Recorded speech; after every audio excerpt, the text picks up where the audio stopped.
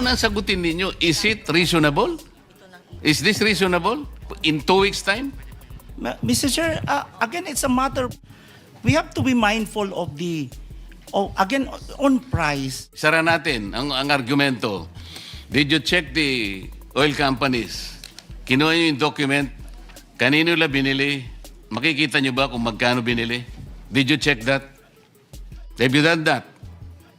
Not in that Paano mo sasabihin ngayon?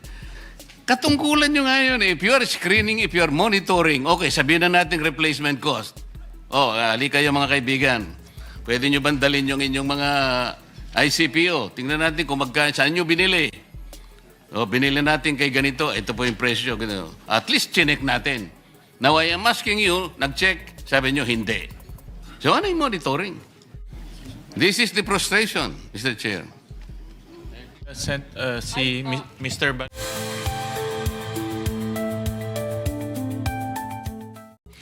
Yung pong nakaraang hearing natin last Tuesday, maliwanag po na sabi ninyo, DOE, meron tayong 46 days for diesel at that time. Tuesday po ito. Sa kerosene naman, meron tayong 53 days. Ang pinag-uusapan natin doon, after 15 days, mula nung sabihin ng Pangulo na meron tayong 50 to 60 days inventory, biglang pumalo sa 110 pesos per liter. Ngayon, sabi nyo kanina, meron kayong monitoring function under RA 8479. Pwede rin yung gamitin yung EO 839. Meron kayong pwedeng gawin na mag-issue ng show cause order. Ano po yung una nyong ginawa? Tinignan nyo ba kung anong basis ng 110? Iyon po yung gusto kong balikan eh. O bigla na lang kayong naniwala, hindi kayo nag-validate.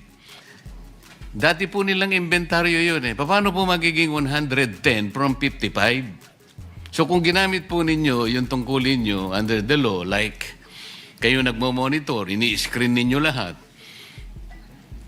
did you ask them to present, for example, documents na to validate na kailangan 110 na per liter? Kinuha nyo ba yung mga dokumento sa kanila na bumili na ba on the replacement cost ang basis? Paano po nangyari yun? Inventaryo po ang pinag-uusapan natin. Wala pa naman eh. Ang problema kasi sa replacement cost kasi, Mr. Chair, kahit na wala pa yung ibibili nila sa susunod na kanilang pagbili, ay dapat nandun na yung cost na dinidictate nung Argus at saka nung MAPS. Yun ang problema eh. Ito pong replacement cost, Mr. Chair, konektado po doon sa sinasabi nating rackets and feathers irony. Ano po ibig sabihin nun? Ito pong rackets and feathers irony focuses on the asymmetry of pricing. Where prices shoot like rockets when the global prices rise, but they fall like feathers when they drop. Ganun po eh. Sino po yung tinatamaan, di ba? Yung taong bayan. Can you explain that? Paano po naging 110 nang hindi nyo man lang nababalidate?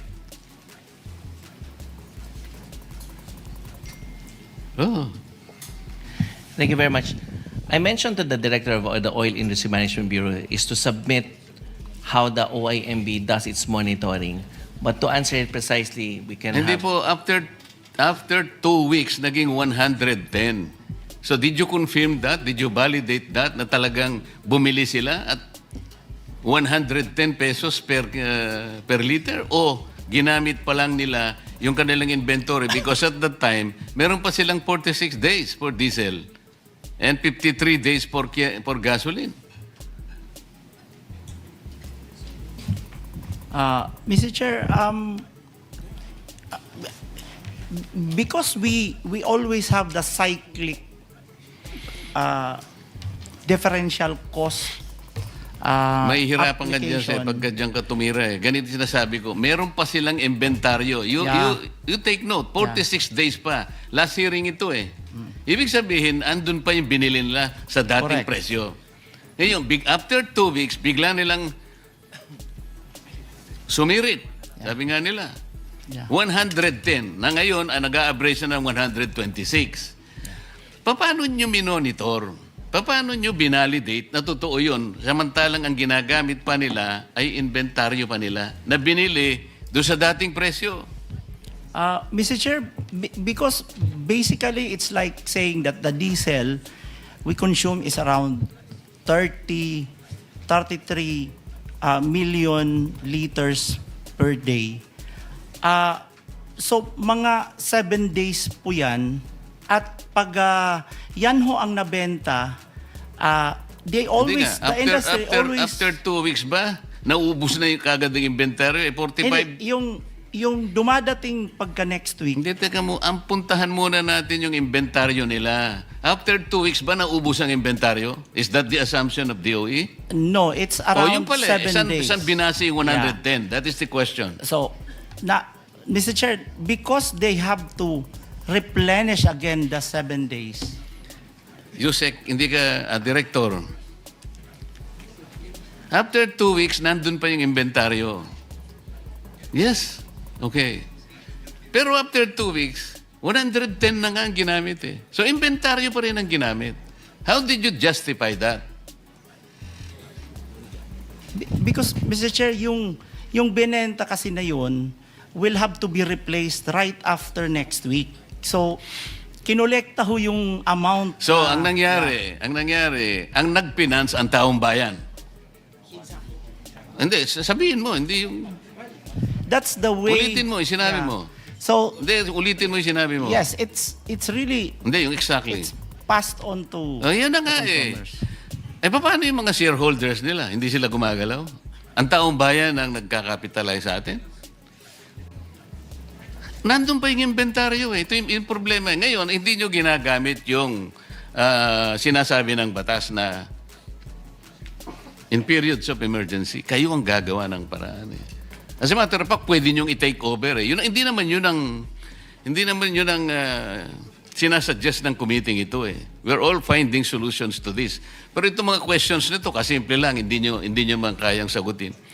Mr. Chair, we would like to clarify that we are not here to dispute the business models of our oil companies. As a matter of fact, we are thankful for their sacrifices for this country.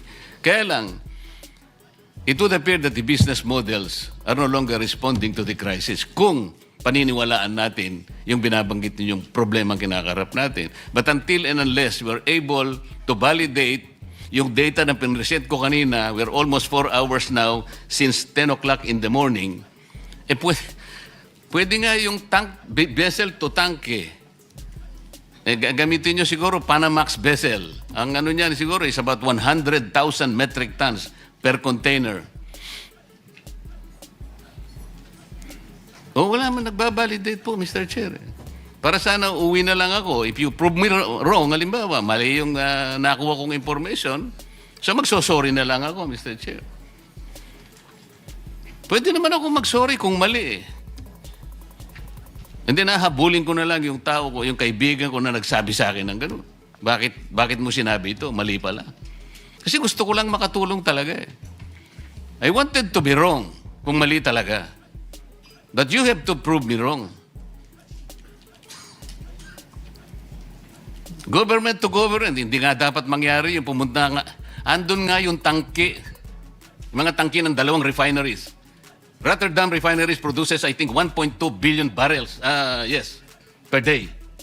At nandun ang kanilang tangke sa Singapore. Petronas also, andun ang tangke nila. Ayun po yung kanilang presyo. Nobody is reacting to this. Pinag-uusapan natin yung problema at ang mga measures na gagawin natin without even going back and checking whether those data are valid or not. So, paano yung replacement cost? I already told you, kung papayagan natin yon after 3 weeks or after 2 weeks, 3 billion pesos per day. Did you check this? You say? Okay. No, did you check that it's 3 billion pesos per day ang income? Pireset ko kanina. But the collection this week was also used to purchase the level, even higher level of products. kinuha mo na kagad kasi dapat sana there should be a point where the replacement cost should begin. Saan pa magsisimula? The inventory should end where the replacement cost should begin. Ang nangyayari, ito nga, binil nyo na kagad ang taong bayan, 110 kagad, 2 weeks, nandun pa ang binenta ninyo, sarili nyong inventaryo. So, it is the public, it is the poor public. Ayan si Mr. Boss, ano ang pangalan mo? Si Mr. Balbuena kanina pa naglulupasay. So, Mr. Chair. Mr. Chair. Mr. Chair, we're not saying that that is right in the business the way it's but now you are not deregulated. answering my question, Director. Sagutin mo muna eh. Is the 3 billion pesos per day? 1 month lang ito eh. So per day ito, 3 billion. Yes, Mr. Chair.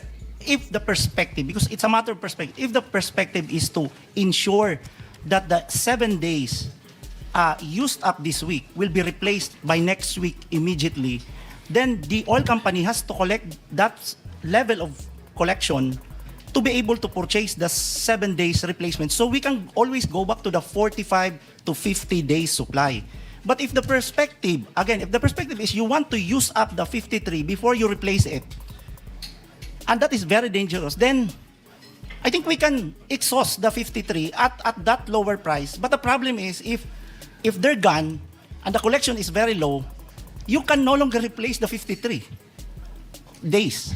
So it's really that's how they're explaining also on Caltex was also explaining that in the same way. No, but We're not saying- you're proceeding from the wrong premise. Ang sinasabi ko mulat-mula pa, yung pinag-uusapan ninyo yung maps and indicators coming from the Argus. Okay?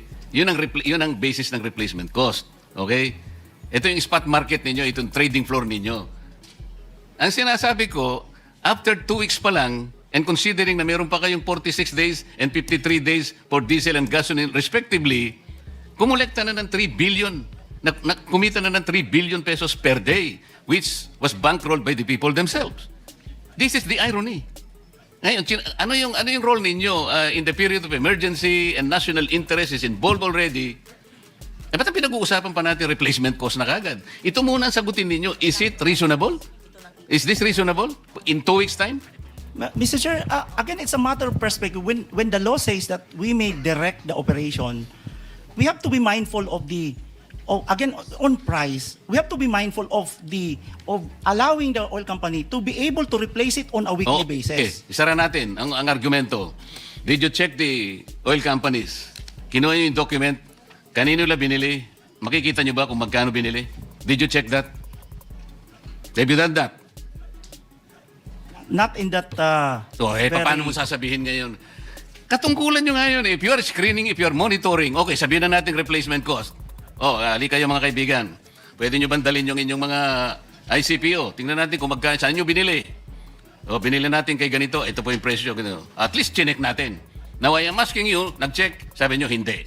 So ano yung monitoring? This is the frustration, Mr. Chair. Salamat po. Mr. Chair. Mr. Balbuena, you want to interject? Ba't ka aalis kung frustrated ka? Wala kang sagot na nakuha.